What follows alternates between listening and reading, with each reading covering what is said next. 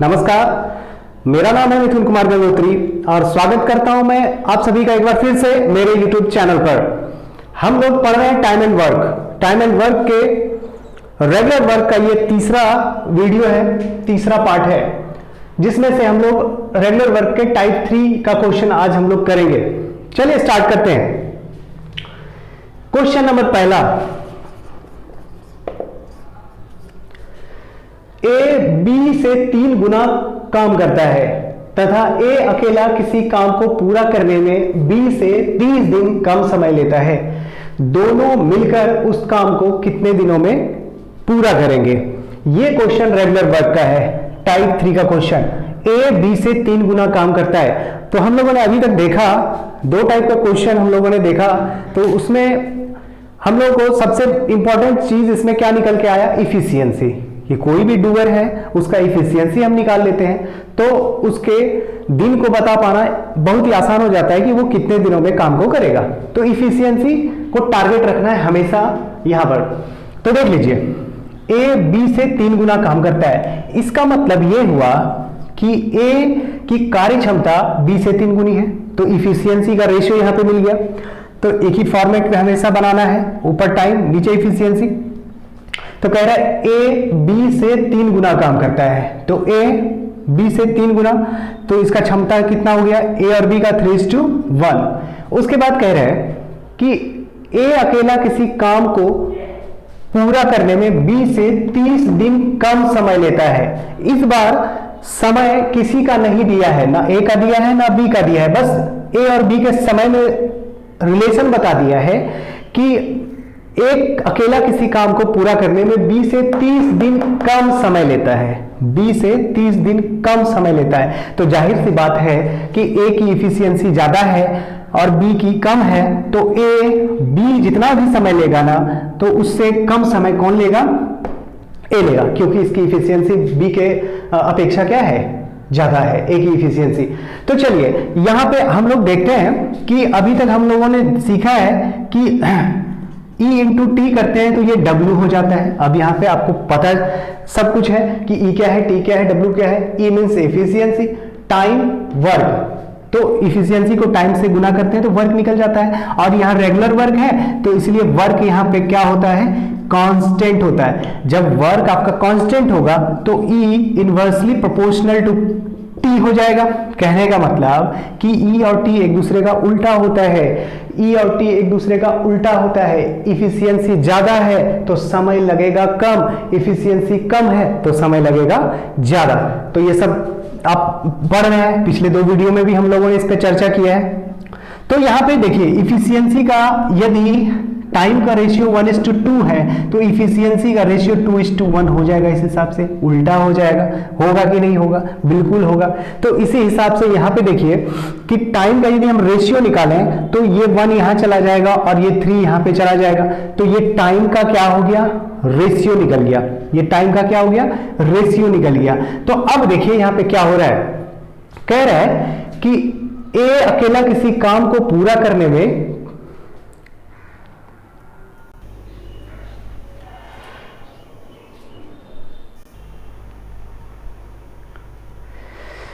थोड़ा सा तकनीकी व्यवधान उत्पन्न हो गया था, कोई बात नहीं, लेट्स कंटिन्यू।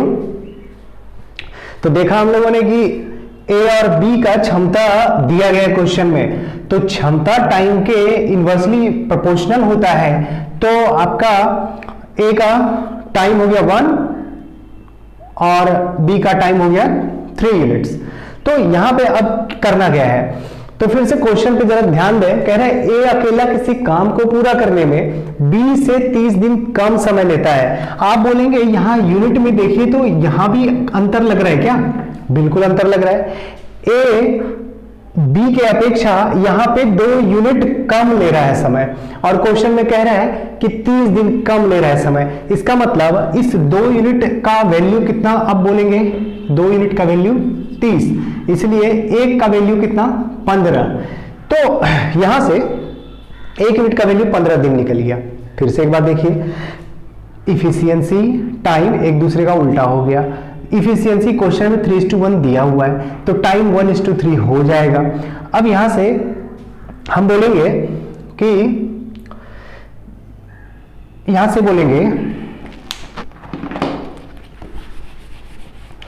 बोलेंगे कि यहां पर अंतर कितने यूनिट का है टाइम में, 2 यूनिट का है, और दिन में बोल रहा है अंतर 30 दिन का है। इसका मतलब ए 2 यूनिट बी से कम ले रहा है, और दिन में बोले तो ए 30 यूनिट कम ले रहा है, किसकी अपेक्षा, बी की अपेक्षा।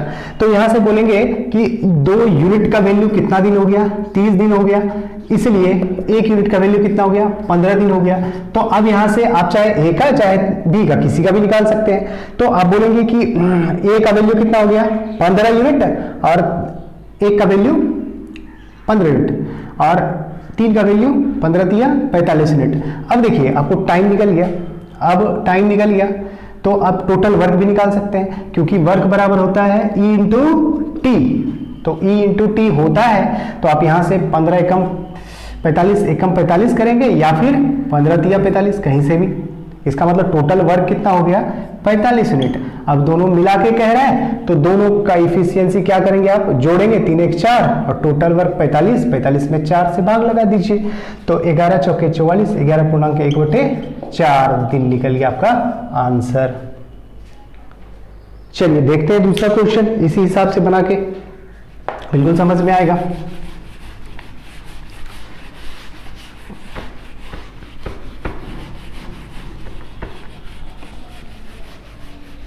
चलिए देखिए दूसरा नंबर कह रहा है ए बी से दुगना काम करता है। इसका मतलब क्या हुआ, इसका मतलब ये हुआ कि ए की कार्य क्षमता जो इफिशियंसी है वो बी से क्या है, दुगना है। ए बी से दुगना काम करता है, इसका मतलब इफिशियंसी बी का 1 हो गया तो ए का कितना 2, तो 2:1 का रेशियो हो गया। अब यहां से आप बोल सकते हैं कि 1:2 ये टाइम हो गया, क्योंकि इसमें टाइम दिया हुआ नहीं रहता है, यहाँ पे डिफरेंस दिया रहता है। अब यहाँ कह रहा है ए अकेला किसी काम को पूरा करने में 20 से 20 दिन कम समय लेता है, तो जाहिर सी बात है इफिशियंसी इसका ज्यादा है। तो यहां से देखिए कितना यूनिट कम लिया, 1 यूनिट, तो 1 यूनिट का वैल्यू कितना हो गया 20। अब कहीं से भी आप निकाल लीजिए वर्क होता है टाइम इंटू इफिशियंसी, तो 1 का वैल्यू कितना हो गया 20, तो वर्क कितना हो गया 20 गुना 40 यूनिट। अब यहां से बोलेंगे 1 का वैल्यू 20, तो 2 का वैल्यू 40, 40 कम 40, कहीं से भी आपका टोटल वर्क वही रहेगा। अब यहां से दोनों का पूछ रहा है, मिला के बताइए कितने दिनों में काम को खत्म करेगा, तो क्षमता दोनों का क्या होगा, ऐड हो जाएगा, क्षमता दोनों का ऐड हो जाएगा, और ये इस वर्क में 40 में आप 3 से भाग लगा देंगे, तो बोलेंगे दोनों मिलकर उस काम को 13.1/3 दिन में करेगा। आ रहा है समझ में? चलिए सॉल्यूशन 3 को भी आप बनाइए, एकदम आसान हो गया। अब